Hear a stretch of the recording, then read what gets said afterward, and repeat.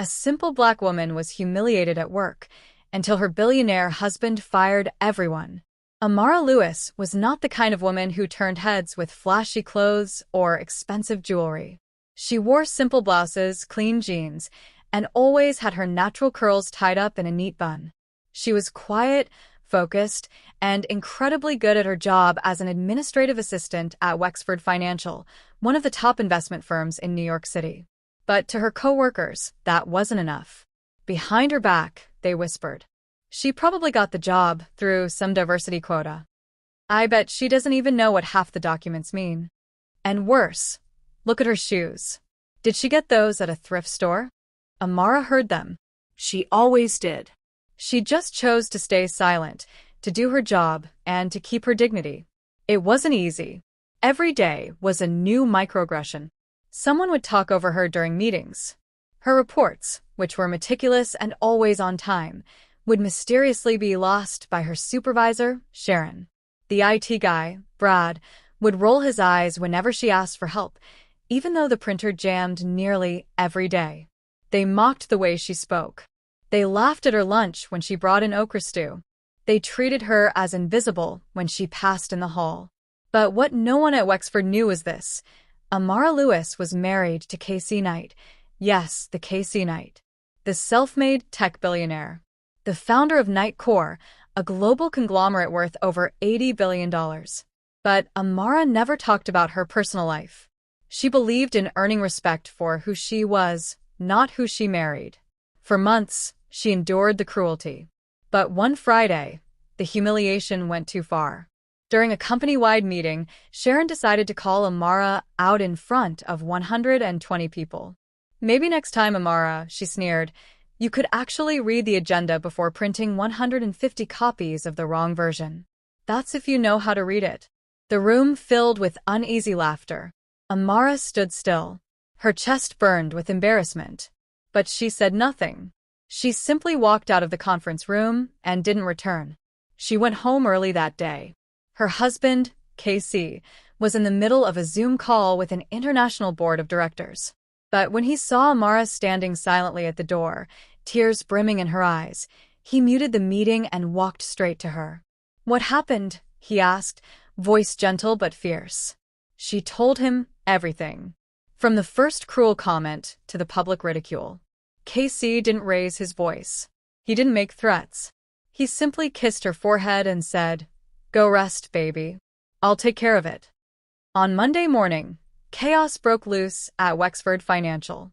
A series of black SUVs pulled up outside the office. Security was already stationed at the entrance. Inside, the CEO of Wexford, 3 VPs, and 12 senior staff, including Sharon and Brad, were summoned to the boardroom. There, sitting at the head of the table, was Casey Knight himself. "Good morning," he said calmly.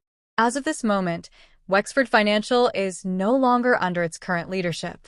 I've acquired a majority share in your company as of 7 a.m. today. I'm also here to announce some immediate changes." He looked around at the pale faces. "First, Sharon Mendez, you're terminated. Brad Jenkins, gone. Every single person who contributed to the toxic culture in this office, you're done." Security escorted them out as jaws dropped across the floor. Then KC turned to the rest. "Second, Wexford is being restructured with zero tolerance for discrimination, bullying, or unethical behavior. If you can't handle that, feel free to leave. Doors are open." And finally, he handed a gold-embossed envelope to the HR director. "Third, Amara Lewis is now the Director of Culture and Ethics, reporting directly to me. She's the reason I even looked into this company. She's the reason you'll all have jobs tomorrow." That afternoon, Amara walked into her office, no longer a cubicle in the corner, but a corner office with windows, plants, and peace. She didn't smile with revenge. She smiled with power. Not the kind that comes from money or fear, but the kind that comes from truth, resilience, and self-respect. And for the first time in months, everyone stood up when she walked by. Weeks passed. The old Wexford office was nearly unrecognizable. The air no longer carried the bitter sting of judgment or the shallow clatter of forced politeness. Amara walked the halls not as someone to be ignored, but as a leader whose presence commanded respect, not demanded it. Employees who had once looked through her now paused to greet her, some out of genuine change, others out of fear, but most with curiosity. Who was she really? How had a simple assistant become the cornerstone of a corporate revolution? But Amara had no time for curiosity. Her days were filled with rebuilding, not just policies and departments, but people. She initiated listening sessions where employees, especially women and people of color, could speak freely without fear. She personally reviewed hiring policies, rooting out biased practices. She brought in trauma-informed counselors to work through the cultural rut left behind by years of unchecked power plays and casual cruelty. She worked late into the night, often forgetting to eat, her desk lit by soft lamplight as she drafted the future brick by brick. Yet, behind her strength, a storm brewed quietly. While Casey had flexed his power with swift precision, the business world took notice. Shareholders of Wexford weren't all happy. The media, starved for scandal, began to spin. Headlines splashed across business outlets. Billionaire husband swoops in to rescue wife, but at what cost? Power play or personal vendetta? The Knight Lewis takeover raises eyebrows. She's pretty, but is she qualified? The last headline hit hardest. Not because it was new, but because it echoed everything she'd heard whispered in that office for months. No matter how much she proved herself, there were those who believed she hadn't earned it, only inherited it through marriage. One evening, after another long day, Amara sat alone in the rooftop garden Casey had built for her above Knight Tower. The city below pulsed with light and ambition. She stared into the skyline, deep in thought, when Casey arrived with 2 mugs of hot ginger tea. "You don't have to fix everything, you know," he said, handing her one. She sipped silently. "But I do," she finally said, "because I know what it's like to be humiliated just for being who I am. If I walk away now, they win. And worse, the next girl won't even get a seat in the room." Casey looked at her with pride that didn't need words. "Then I've got your back. No matter what." The storm grew louder. Within a month, a former executive who had been fired, Sharon, filed a wrongful termination lawsuit. She claimed emotional distress, said the firing was retaliatory and discriminatory. The media clung to it like vultures. Tabloids spun stories about Amara secretly pulling strings, manipulating her billionaire husband, using tears as weapons. Despite the noise, Amara kept going. She stood before the board during a quarterly review and calmly, powerfully, delivered a 92-page report on systemic bias in the workplace, complete with real data, employee testimonies, and a 5-year cultural transformation plan. It left the room in stunned silence. Later that week, Amara was approached by the dean of Harvard Business School, inviting her to speak on workplace reform. Invitations poured in.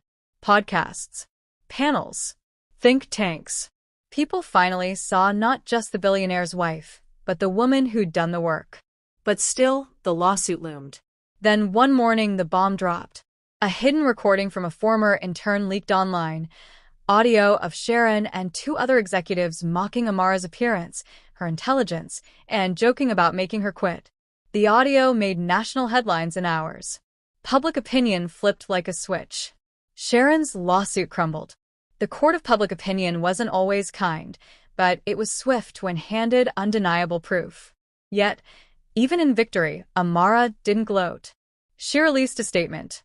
"What happened to me is not unique. But I hope that how I responded becomes a model for those who have been told to be quiet, to shrink, to endure. We don't rise by becoming like those who try to crush us. We rise by being louder in our truth."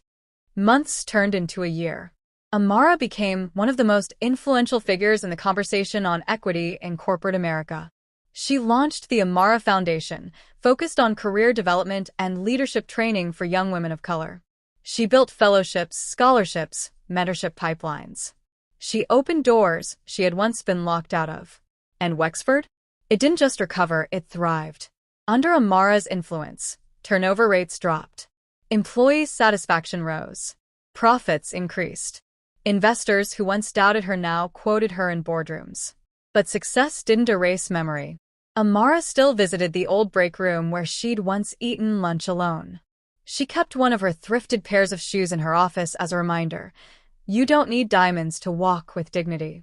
And though the world now saw her as a powerful Black woman reshaping the corporate world, she never stopped seeing herself as that simple Black woman, the one who endured, rose, and then returned to lift others with her. It was a rainy morning in New York when Amara stepped onto the stage at the Global Women's Leadership Forum. The lights were bright, the crowd silent, hundreds of eyes watching as she took the mic. She wore a deep navy suit, tailored with grace, her hair in soft twists that framed her face. She didn't smile, not yet. She scanned the crowd, and when she finally spoke, her voice was calm, deep, and unwavering. I never asked for a spotlight, she began. I only ever asked for a seat. But when you keep getting denied one, eventually, you bring your own chair. Then you bring a few more. Applause roared through the hall. But this wasn't just another speech. Amara was there to announce something bigger. The Knight Initiative for Workplace Justice, a $2 billion investment into transforming the culture of corporate institutions worldwide. Not just in America. Not just in boardrooms, but factories, schools, startups, anywhere people were silenced, overlooked, or broken down for simply existing. That announcement made waves across the world. Some praised her, some feared her, but no one ignored her anymore. And as the spotlight grew brighter, so did the shadows. Late one evening, Casey returned from a flight to Geneva. He looked drained, but not from travel. We need to talk, he said. Amara closed her laptop slowly. What's wrong? There's someone leaking information. From inside our circle. Financial reports, private contracts, even your upcoming foundation work. The press knew about it before it was finalized. Amara's heart sank. Are you sure? I traced it. It's someone in our trusted team. A betrayal. She had known it might come. Power invites envy. But she didn't expect it to come from someone close. Someone she may have lifted along the way. That night, as the storm raged outside their penthouse, Amara looked out over the city again. But this time, her heart was heavier. She thought about how easy it was for the world to turn against you the moment you rose above what they expected of you. She had fought to break the glass ceiling, but now she was walking barefoot on the shards. Still, she didn't flinch. She turned back to Casey, fire in her eyes. Then we find them, but we don't stop building. Because Amara had learned long ago, the goal was never just revenge. The goal was transformation. The betrayal would hurt. The headlines would swirl. But Amara Lewis Knight was no longer just an executive. No longer just the assistant-turned-director. She was a movement. And this story? It wasn't close to over. The following days were filled with silence, the kind that hums with tension just beneath the surface. Amara moved through her offices with composure, her posture perfect, her words measured, but her mind never stopped spinning. Someone close to her had betrayed her trust. Someone she had likely shaken hands with, smiled at, perhaps even mentored. The very idea dug into her like a blade wrapped in silk. Casey launched a discreet investigation with his cybersecurity firm, Knight SEC, pulling logs, scanning devices, and tracing digital trails with near-invisible precision. Amara didn't tell anyone, not her assistant, not her foundation director, not even her executive team. She continued chairing meetings, finalizing plans for the Southeast Asia Mentorship Program, and preparing her keynote address for the UN Women's Council in Geneva. But behind her eyes, a war was building. The first breakthrough came 3 nights later. Casey stepped into her office with a grim expression and placed a file on her desk. "It's Marco," he said. Amara blinked. "Marco?" "Marco Dell, head of communications. He's been sending internal docs to a private intermediary in exchange for anonymous crypto transfers." He tried to cover his tracks, but Knight SEC found the buried metadata in a folder he thought was deleted. "He's been feeding your competitors and at least one reporter at The Guardian." Amara leaned back in her chair, the breath knocked from her lungs. Marco had worked with her from the beginning of the restructuring at Wexford. He'd helped shape her public image. He even helped write the mission statement for the Amara Foundation. She remembered how she'd once paid out of pocket to cover his mother's hospital bills when his insurance failed him. The betrayal was deep, personal, a wound that wouldn't bleed, but fester. "I want him gone," she said quietly, "but I want everyone to know why." The next day, Amara called a press conference. She stood before the cameras, calm but stern, wearing a charcoal gray suit and no jewelry save for a single silver ring, her grandmother's. She began not with Marco's name, but with a statement of principle. There will always be people who believe power belongs to those who take, lie, manipulate, and climb over others. I was never that person. I won't become that person. But I will say this: if you believe silence is weakness, you've never heard me speak on the edge of my patience. She then exposed Marco's actions in full, with evidence. There was no smear, no anger. Just the truth, laid out clearly, how he'd tried to undermine her from within while smiling to her face. She announced his termination effective immediately and assured the public that every inch of her foundation and business dealings would now undergo quarterly third-party audits, not because she had to, but because transparency wasn't optional under her leadership. The response was volcanic. Some praised her strength. Others accused her of being too harsh. But most saw what she had become, a woman who would not be controlled, not by betrayal, not by public opinion, not by the billion-dollar spotlight she had never asked for but now stood within like she was born to hold it. But beneath the public storm, the private toll was growing. Amara's days grew longer, her sleep shorter. Nightmares returned, the ones from her early career, when she used to cry in office bathroom stalls and practice fake smiles in the mirror. She began waking up at 3 a.m., pacing the marble floors of her home, looking out into the dark city, whispering mantras just to hold herself together. One night, Casey found her sitting on the floor of their kitchen in silence, tea long gone cold in her hands. "I don't know how to keep doing this," she whispered. He crouched beside her, brushing a strand of hair from her face. "Then stop doing it for them. Do it for you. Do it for who you were and who's still watching." She didn't respond. But the next morning, she rose with fresh fire. She started visiting schools in low-income neighborhoods unannounced, speaking to teenage girls who never imagined someone like her could exist. She launched a program to sponsor 20 new Black women entrepreneurs with full funding and mentorship. She sat with interns in break rooms, asking them what they needed, not what she thought they needed.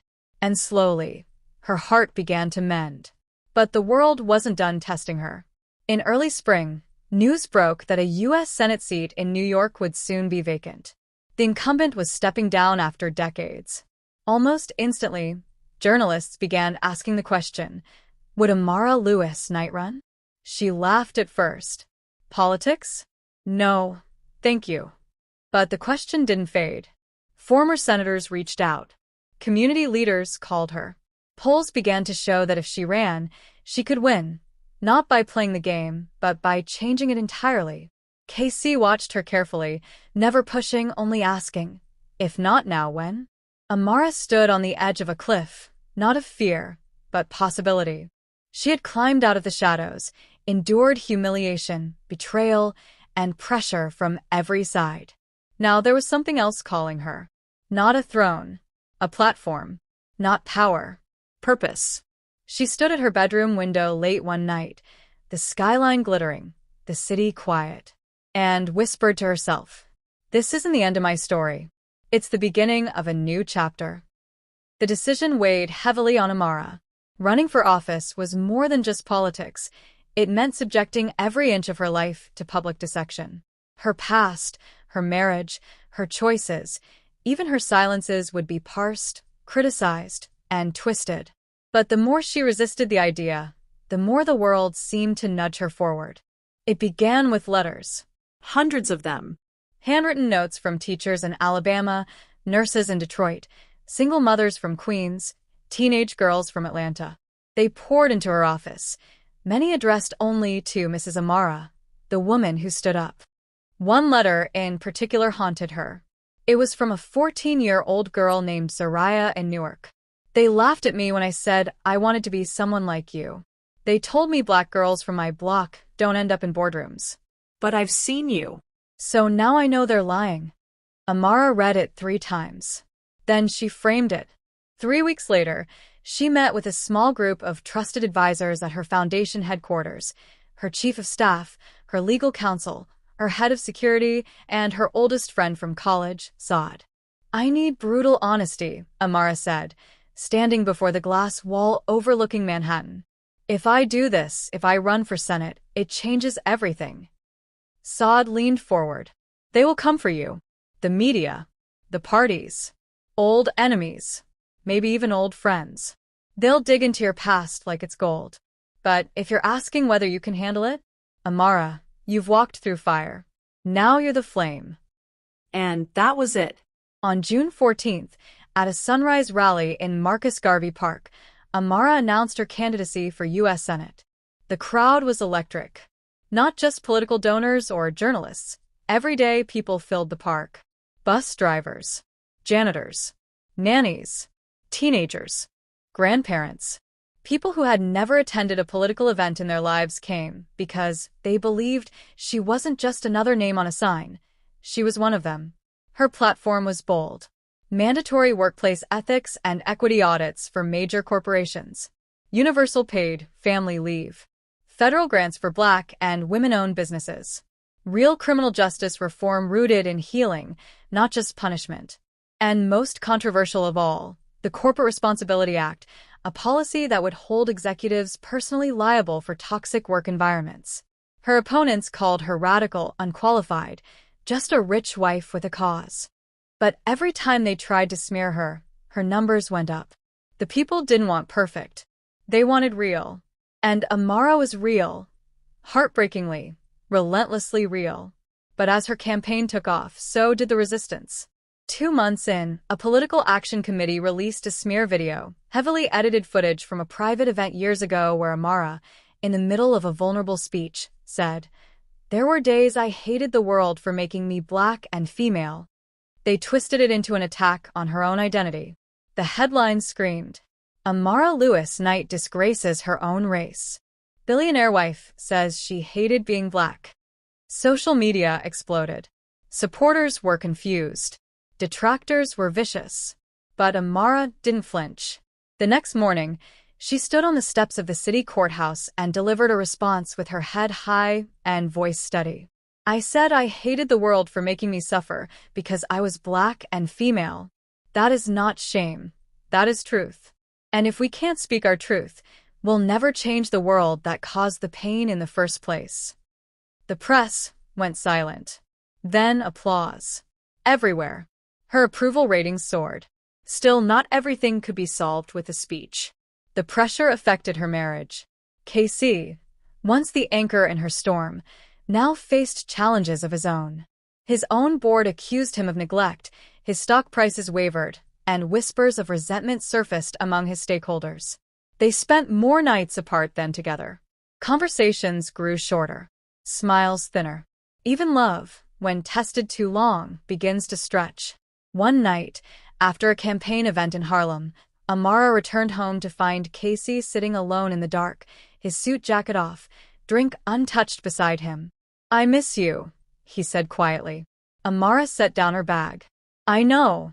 I didn't think we'd lose us in trying to save everything else." She walked over, sat beside him, their knees touching. "We're not lost. We're just stretched. And you don't stretch things you don't plan to keep." He reached for her hand. She didn't pull away. But the next morning brought more war. Her lead opponent, a seasoned senator backed by billionaires and lobbyists, launched a federal investigation into the Knight Foundation, accusing it of funneling money into campaign funds illegally. The media latched on. Former employees were subpoenaed. Old receipts pulled. News vans camped outside her mother's house. Amara stood before a podium once again. "If they think fear will make me drop out, they've mistaken me for someone I've never been.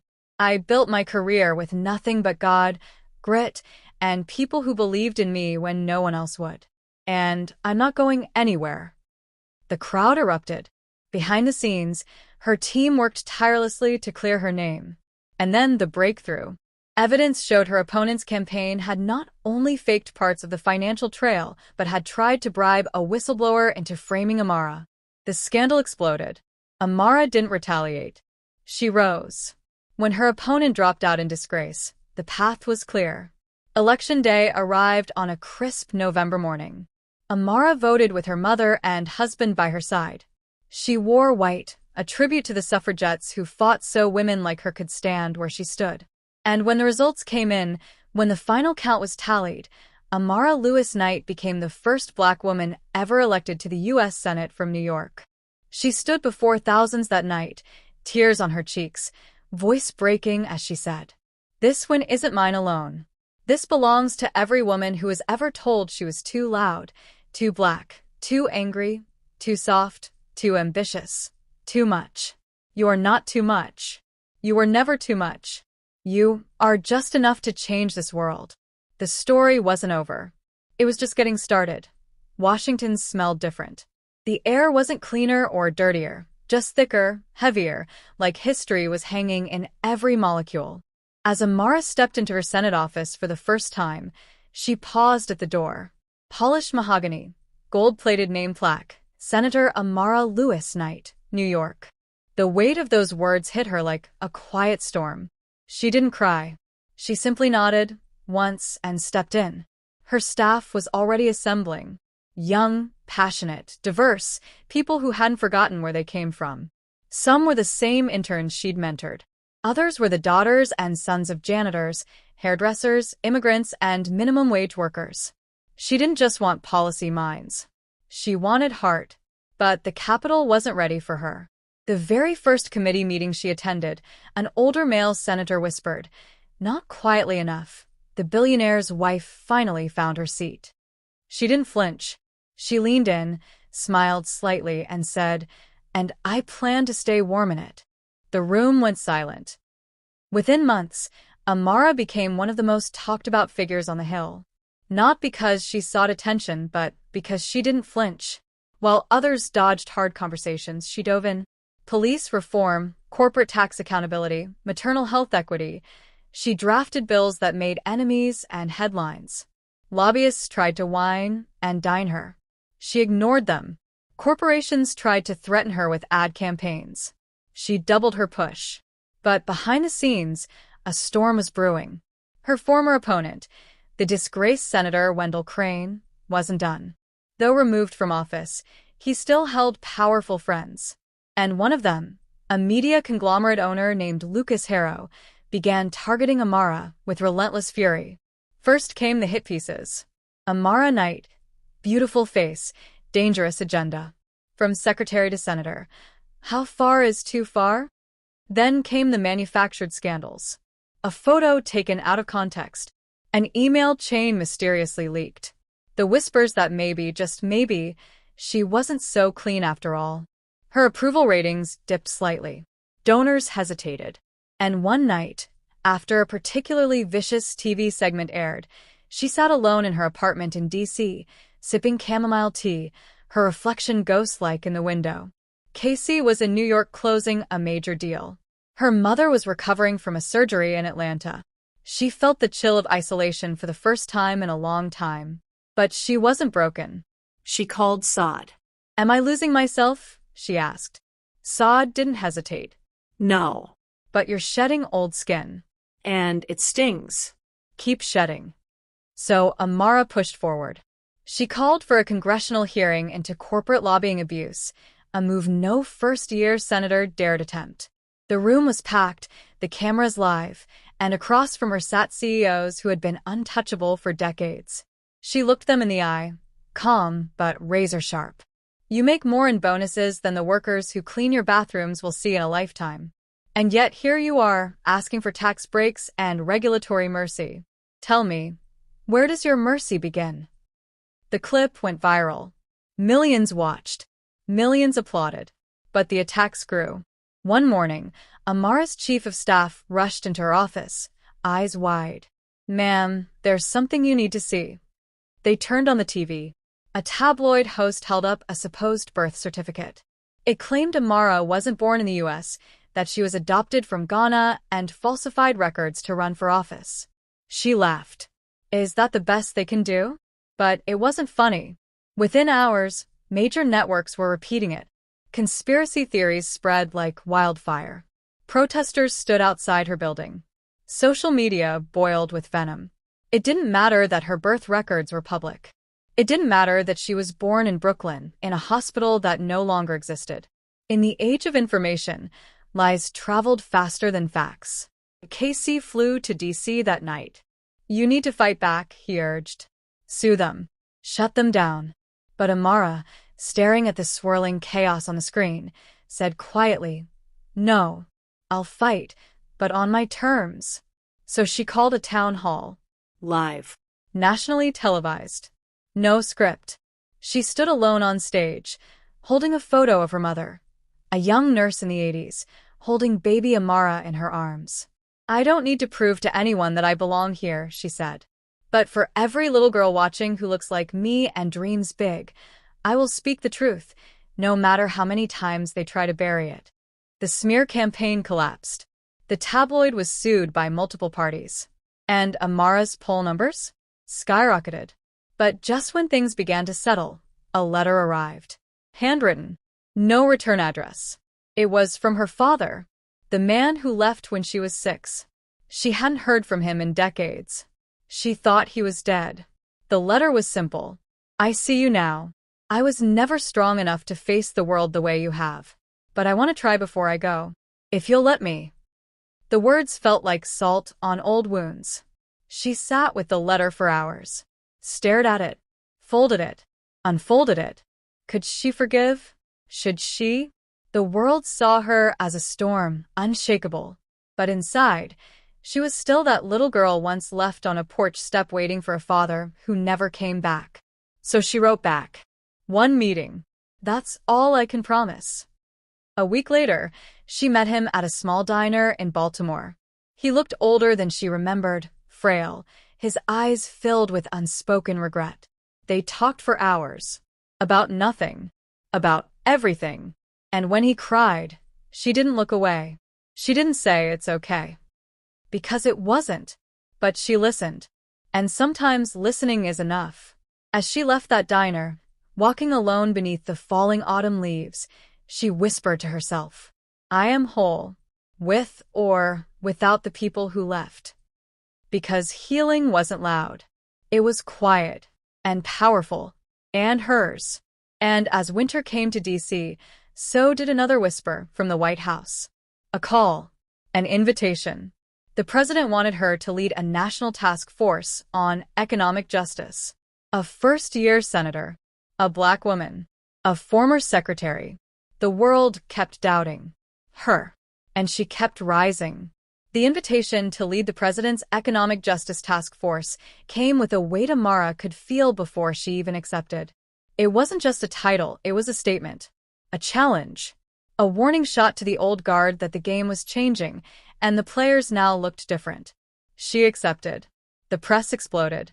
Overnight, she became one of the most visible political figures in the country. Magazine covers, primetime interviews, op-eds both praising and tearing her apart. In the span of a week, her name was mentioned more than some presidents. But fame wasn't fulfillment. She was here to build something, not pose for photos. Her first act as task force chair, assembling a diverse team of economists, social scientists, labor organizers, and small business owners, not just think tank elites. She insisted that every zip code be represented. Rural, urban, reservation, coastal, Southern, immigrant. She wanted voices that had never been heard inside those marble buildings. She traveled. Quietly. No press. No entourage. Just her, a notebook, and questions. She sat in a shuttered factory in Ohio, listening to steelworkers explain how corporate mergers stole their pensions.